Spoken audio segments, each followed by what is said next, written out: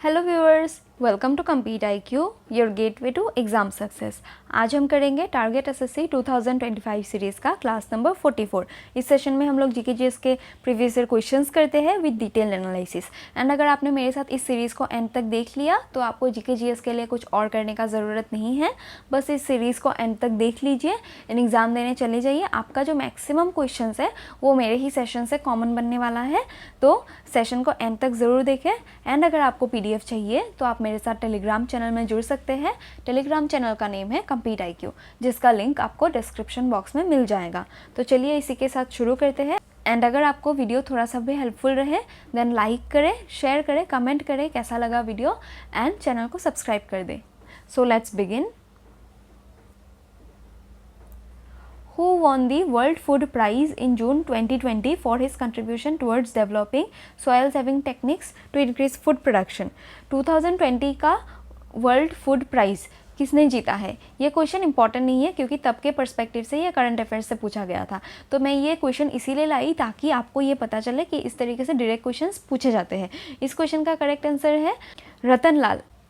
आप सिंपली ये याद रख सकते हैं कि Ratan Lal is associated with food production, otherwise this is not important, तो आप नहीं याद करेंगे तो भी चल जाएगा। हाउएवर 2025 का वर्ल्ड फूड प्राइज़ किसने जीता है ये इंपॉर्टेंट है क्योंकि इससे क्वेश्चन बनेगा। 2025 वर्ल्ड फूड प्राइज़ जो है ये जीता है मरियांगेला हंगरिया ने।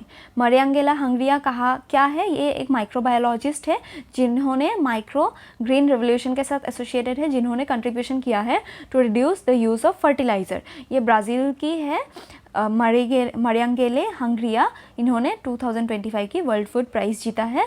इनका वर्क जो है ये है biological nitrogen fixation and development of microbial techniques, जिससे केमिकल फर्टिलाइज़र की यूज़ को रिड्यूस किया जाएगा टू अ ग्रेट एक्सटेंट, जिस वजह से इनको 2025 का वर्ल्ड फूड प्राइज़ मिला है। तो आपको सिंपली याद रखना है ये साइंटिस्ट कहाँ से बिलोंग करते हैं? ब्राज़ील से, माइक्रो ग्रीन रेवोल्यूशन के साथ एसोसिएटेड है। नेम क्या है then? Mariangela Hungria. Which of the following dance forms is derived from martial arts practices? Martial arts practices से following options में से कौन सा डांस derive किया गया है? Then correct answer is Chhau dance जो है वो मार्शल आर्ट फॉर्म का एक डांस है। इसे सेमी क्लासिकल डांस रिकॉग्नाइज किया गया है bye ministry of culture. And Bharatanatyam जो है वो हमारा ओल्डेस्ट क्लासिकल डांस है अकॉर्डिंग टू नाट्य शास्त्र। करेक्ट आंसर इस क्वेश्चन का हो गया छाऊ। इसी के साथ हम कुछ इंपॉर्टेंट पॉइंट्स देख लेते हैं। छाऊ जो है सेमी क्लासिकल डांस है recognised by ministry of culture. Chhau 3 states में किया जाता है, Odisha, west Bengal and Jharkhand. And ये इसे परफॉर्म कौन करता है? मेन करता है, that is only males perform this Chhau dance. ये जो छाऊ डांस है ये डिपिक्ट करता क्या है? देन ये शो करता है रामायण एंड महाभारता के जो एपिसोड्स है वो डांस के थ्रू ये डिपिक्ट करता है। देन मेन ऑब्जेक्टिव इसका है मार्शल आर्ट्स। देन जैसे हमने डिस्कस किया छाऊ 3 स्टेट्स में किया जाता है, झारखंड, वेस्ट बंगाल एंड ओडिशा। तो इसके 3 डिविजन है बेसिकली जो 3 स्टेट्स में किया जाता है। ओडिशा में जिस छाऊ को किया जाता है उसे कहा जाता है मयूरभंज छाऊ। झारखंड में किया जाने वाला छाऊ को कहा जाता है सरायकेला छाऊ। एंड वेस्ट बंगाल में किया जाता है वो छाऊ है पुरुलिया छाऊ। तो पुरुलिया छाऊ किस स्टेट से बिलोंग करता है? वेस्ट बंगाल से। इस तरीके से आपको क्वेश्चन दिया जाएगा, आपको करेक्ट आंसर मार्क करके आना है। मयूरभंज छाऊ में मास्क नहीं यूज़ किया जाता। पुरुलिया छाऊ एंड सरायकेला छाऊ में मास्क यूज़ किया जाता है। कौन से छाऊ में मास्क नहीं यूज़ किया जाता है? मयूरभंज छाऊ ऑफ ओडिशा। ये पॉइंट्स आपको याद रखने हैं, डायरेक्टली पूछा जाता है। कुछ इंपॉर्टेंट ट्रेडिशनल इंस्ट्रूमेंट जो छाऊ में यूज़ किया जाता है इंक्लूड करते हैं मुहुरी, शहनाई, ढोल, नगाड़ा एट्सेट्रा एंड कुछ ड्रम्स। देन ये डांस जो है ये चैत्र पर्व के साथ एसोसिएटेड है जो मार्क करता है beginning of spring and harvesting season. Chaitra जो है चैत्र महीने में ये डांस किया जाता है, जब चैत्र पर्व होता है तब ये छऊ डांस स्पेसिफिकली किया जाता है। छऊ को UNESCO representative list of intangible cultural heritage site of humanity में इंक्लूड किया गया in the year 2010। Chhau was inscribed on UNESCO's representative list of the intangible cultural heritage of humanity in 2010। ये point आपको directly याद रखना है। Then हम options को देख लेते हैं। ऑप्शन में जो डांसेस थे झोड़ा, झोड़ा किस स्टेट में किया जाता है? ये उत्तराखंड का एक डांस है, कुमाऊं रीजन में स्पेसिफिकली किया जाता है। एंड फेमस ड्राम एक है जो इस डांस में बजाया जाता है, उसे है हुड़का। हुड़का किस स्टेट का फेमस ड्राम है? देन उत्तराखंड। किस डांस फॉर्म में बजाया जाता है? Jhora. Then Ghoomar is a traditional folk dance of Rajasthan. And Bharatanatyam का फोक डांस, भारतनाट्यम जो है ये क्लासिकल डांस फॉर्म है, तमिलनाडु में किया जाता है। ओल्डेस्ट क्लासिकल डांस फॉर्म कौन सा है? भारतनाट्यम। ये डांस फॉर्म जो है इसे कोडिफाइड कौन से बुक में किया गया है? नाट्य शास्त्र में इसे कोडिफाई किया गया है, लिखा गया है बाय भरत मुनि। देन भरतनाट्यम के कुछ इंपॉर्टेंट पॉइंट्स देख लेते हैं जो पूछे जाते हैं। ये ओरिजिनली कौन परफॉर्म करते हैं भरतनाट्यम डांस? देवदासीज परफॉर्म करती थी। देन ये इसके इंट्रिकेट एक पोजीशन है जो भरतनाट्यम में किया जाता है, जिसे हाफ स्क्वायर पोजीशन कहा जाता है, उसका नेम है अरामंडी। अरामंडी जो है किस डांस के साथ एसोसिएटेड है? ये हाफ स्क्वायर पोजीशन है एसोसिएटेड विद भरतनाट्यम। एंड इसे फुटवर्क के लिए ये डांस फेमस है। Extensive use of hand gesture, hand gesture जो यूज़ किया जाता है भरतनाट्यम में उसे कहा जाता है मुद्रा। फेशियल एक्सप्रेशन को कहा जाता है अभिनया। एंड एक कैरेक्टरिस्टिक है जिसमें fixed upper torso and bent knees and legs, ये जो त्रिभंग का मुद्रा है, ये upper fix torso, bent knees and legs, ये कैरेक्टरिस्टिक किसका फीचर है? देन ये भरतनाट्यम का फीचर है। भरतनाट्यम जो है ये कंप्राइज करता है of 3 main parts, that is nritya, pure dance, nritya dance with expression, and natya dramatic expression. ये आपको याद रखना है। नृत्य means pure dance, nritya means dance with expression, and natya dramatic expression associated with Bharatanatyam. Then some important dancers of Bharatnatyam include Rukmini Devi Arundale, Padma Subrahmanyam, जिनको इस बार पद्म विभूषण मिला गया है for her Bharatanatyam dance. Yamini Krishnamurthy, recent death है तो आपको याद रखना है। Alarmel Valli, again associated with Bharatanatyam. And Mallika Sarabhai. Some important famous martial arts, Chhau जैसे एक मार्शल आर्ट है, अदर मार्शल आर्ट्स भी है ऑफ डिफरेंट स्टेट्स जो पूछा जाता है। इट इंक्लूड्स सिलम्बम, किस स्टेट का मार्शल आर्ट फॉर्म है? Then Tamil Nadu. Kalaripayattu, martial art form of Kerala. Lathi khela, martial art form of North India, whole of North India. Gatka, Punjab का मार्शल फोक डांस है या मार्शल आर्ट फॉर्म है। Thangta, done in Manipur. मर्दानी खेल, महाराष्ट्र का मार्शल आर्ट फॉर्म है। Pari Khanda, martial art form of Bihar. Kathi Samu, martial art form of Andhra Pradesh. Directly question बनता है तो आपको याद रखना है। ये सब बहुत ही ज़्यादा इंपॉर्टेंट है, इसीलिए मैंने इंक्लूड किया है, तो आपको याद रखना है। The colour of the clear sky is blue due to phenomenon of, हमारे स्काई का कलर जो है वो ब्लू क्यों रहता है क्लियर स्काई का? Then it is due to the phenomenon of scattering of light, Rayleigh scattering की वजह से हमारा जो स्काई है वो ब्लू कलर दिखता है। तो करेक्ट आंसर इस क्वेश्चन का हो गया स्कैटरिंग ऑफ लाइट। हम इस फेनोमेनन को एक बार देख लेते हैं। जो लाइट्स होता है शॉर्टर वेवलेंथ का वो ज़्यादा स्कैटर करता है, एंड जो लॉन्गर वेवलेंथ के लाइट है वो कम स्कैटर करते हैं। सबसे शॉर्ट वेवलेंथ किस लाइट का होता है? वायलेट का। बट हमारा आइज जो होता है वो ज़्यादा सेंसिटिव होता है ब्लू लाइट का। इसी वजह से जो भी वाइट लाइट्स आते हैं वो स्कैटर होते हैं, जिसमें से सबसे ज़्यादा वेवलेंथ होता है वायलेट का, एंड सबसे ज़्यादा हमारे आई जो सेंसिटिव होता है वो है ब्लू लाइट का। तो सबसे ज़्यादा स्कैटर ब्लू लाइट हो जाता है, जिस वजह से हमें स्काई ब्लू दिखता है। अदरवाइज अदर लाइट्स भी स्कैटर होते हैं, लेकिन उसका स्कैटरिंग इतना ज़्यादा नहीं होता जितना ब्लू लाइट का होता है, जिस वजह से रेले स्कैटरिंग की वजह से we see the clear cloudless sky as blue.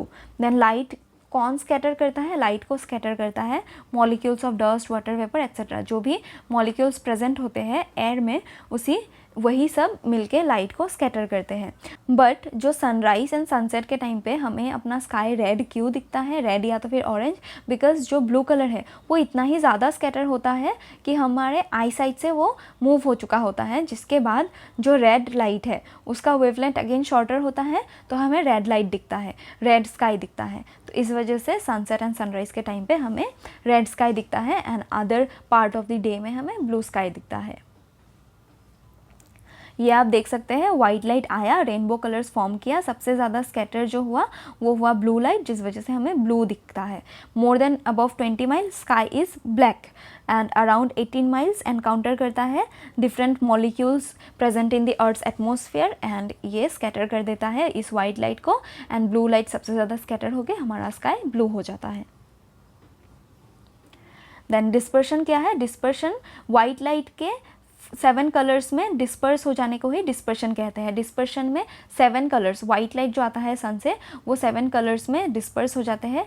ये प्रिज्म है, प्रिज्म में इस तरीके से आप एक्सपेरिमेंट करके देख सकते हैं। हमारे क्लाउड में भी जो है एंड स्काई में ये दिखता है जब आपका बादल बादल होता है एंड रेनी टाइम होता है, उस टाइम पे रेन के बाद हमें इमीडिएटली दिखता है विग्योर, दैट इज़ रेनबो। विग्योर में कौन कौन से कलर होते हैं? Violet, indigo, blue, green, yellow, orange, red, that is VIBGYOR. ये रेनबो के 7 कलर से आपको याद रखना है। ये किस वजह से होता है? देन डिस्पर्शन ऑफ लाइट के फेनोमेनन के वजह से होता है rainbow. Then what is reflection? When light bounces off it is known as reflection. यहाँ पे एक ऑब्जेक्ट रखा है जहाँ पे लाइट आके डायरेक्टली इस तरीके से जब बाउंस हो जाते हैं, बाउंस बैक, उसी को रिफ्लेक्शन कहा जाता है। जब स्मूथ रहता है कोई भी सरफेस, जैसे कि मिरर का सरफेस हो गया, स्मूथ एंड शाइनी है, तो उसमें रिफ्लेक्शन जो होगा सेम एंगल में होगा। यहाँ पे अगर 45 डिग्री है, यहाँ पे भी 45 डिग्री ही होगा। Same incident ray, normal and angle of reflection same angle में रहेगा, सेम प्लेन में, एंड इसी वजह से जो सेम एंगल्स बनेंगे तो ये इसे स्पेक्युलर रिफ्लेक्शन कहा जाएगा। हाउएवर अगर स्मूथ सरफेस ना रहे, दैट इज़ अगर क्रूकेड रहे, देन जो लाइट्स आएंगे वो डिफरेंट डायरेक्शंस में मूव हो जाएंगे, जिस वजह से इसे डिफ्यूज रिफ्लेक्शन कहा जाएगा। दैट इज़ एंगल्स, सभी रिफ्लेक्शन के एंगल सेम नहीं होंगे। जब स्मूथ रहता है तब एंगल्स के रिफ्लेक्शंस सेम होते हैं, सेम एंगल ऑफ रिफ्लेक्शन होते हैं, इसे कहा जाता है स्पेक्युलर रिफ्लेक्शन। बट जब अलग अलग डायरेक्शन में मूव होते हैं तो उसे डिफ्यूज रिफ्लेक्शन कहा जाता है। Reflection that is different direction. Then most of the things we see is because light is reflected. Light reflect होता है, इसीलिए आप सभी चीज़ों को देख पाते हैं। अभी जो आप स्क्रीन में मेरे साथ देख पा रहे हैं, इन सब चीज़ों को मैंने लिख रखा है क्योंकि मेरे स्क्रीन में लाइट फॉल हो रहा है, वो रिफ्लेक्ट हो रहा है। रिफ्लेक्ट होने के बाद ये आपके आई में एंटर करेगा, जो रेटिना में एक इमेज फॉर्म करेगा through the electrical signals passed by the neurons, जिसके बाद आपको ये देखने के लिए मिलेगा। एंड ये सभी मिली सेकेंड्स में होता है ये एक्टिविटीज़, जिस वजह से आपको देखने के लिए मिलता है। जब लाइट नहीं रहेगा तो आपको कुछ भी देखने के लिए नहीं मिलेगा। And we see the object because light is reflected. है 3 types of reflection, mirror reflection, specular reflection and diffuse reflection. ये आप देख सकते हैं डिफ्यूज रिफ्लेक्शन में अलग अलग डायरेक्शंस में गया, स्पेक्युलर में सेम एंगल्स फॉर्म कर रहे हैं सारे रिफ्लेक्शन। एंड मिरर रिफ्लेक्शन क्या है? जिसमें incident ray, normal and reflected ray एक ही प्लेन में है एंड दोनों मिल के 90 डिग्री फॉर्म करेगा। जितना एंगल ऑफ इंसिडेंस रहेगा उतना ही एंगल ऑफ रिफ्लेक्शन रहेगा। Angle of incidence and angle of reflection same angle form करते हैं, that is equal angles. Then आते हैं रिफ्रैक्शन में। रिफ्रैक्शन क्या है? जब लाइट एक मीडियम से दूसरे मीडियम में एंटर करता है तो ये सीधा जाने के बजाय रिफ्रैक्ट हो जाता है, डिफरेंट थोड़े से डायरेक्शन से डेविएट हो जाता है, उसी को कहा जाता है refraction. That is when bending of light rays, when light passes from one medium to another, changing the path of rays. Refraction क्यों ऑकर होता है? Because of the change in speed of light ray और wave. ये point आपको याद रखना है, because of change in the speed of light ray और wave refraction occurs. Reason for refraction directly पूछा जाएगा। स्पीड ऑफ लाइट सबसे ज़्यादा कहाँ पे रहता है? देन वैक्यूम में। स्पीड ऑफ लाइट कितना है? देन 3 × 10⁸ होता है स्पीड ऑफ लाइट, ये आपको याद रखना है। ये रहा रिफ्रैक्शन, इंसिडेंट रे फॉल हो रहा है, लेकिन एयर से ग्लास में डेंसिटी, ग्लास का डेंसिटी ज़्यादा है, एयर का डेंसिटी कम है, मीडियम चेंज हुआ तो ये रिफ्रैक्ट हो गया, सीधा जाने के बजाय थोड़े सा एंगल इधर हो गया, इसी को कहा जाता है एंगल ऑफ रिफ्रैक्शन एंड इसे कहा जाता है रिफ्रैक्शन।